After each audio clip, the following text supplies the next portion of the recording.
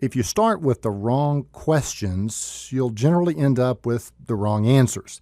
That was the White Star Cruise Line's problem. They started with the wrong question. How can we make room for even more luxurious accommodations aboard what will already be the world's largest, most luxurious ocean-going vessel?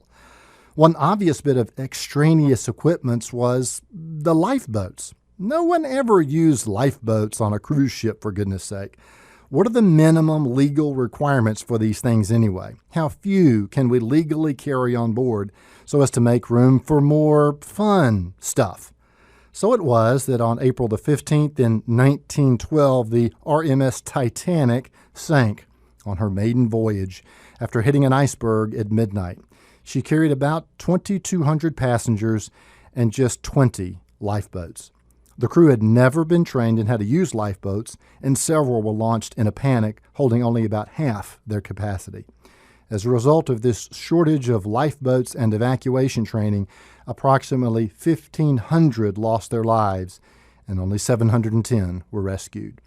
Hindsight, as they say, is 20/20.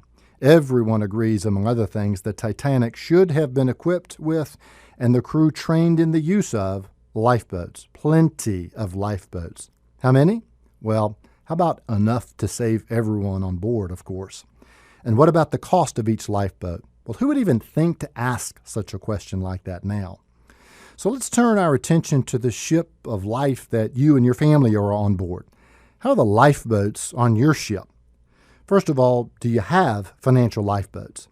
Now, financial lifeboats are anything designed to protect you financially from life's shipwrecks. That would include insurance, legal documents, ownership arrangements, and savings. Here's the deal. You trade the certain but small loss of protection for the possible but horrific loss if tragedy strikes.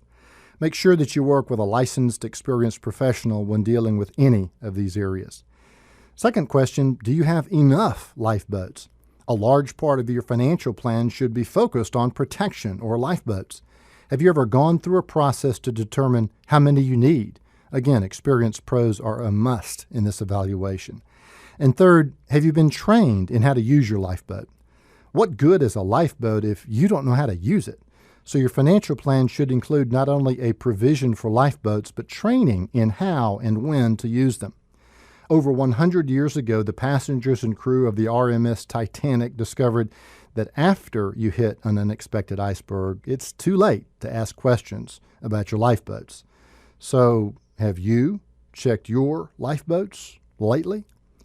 Offering you wisdom on wealth, I'm Byron Moore.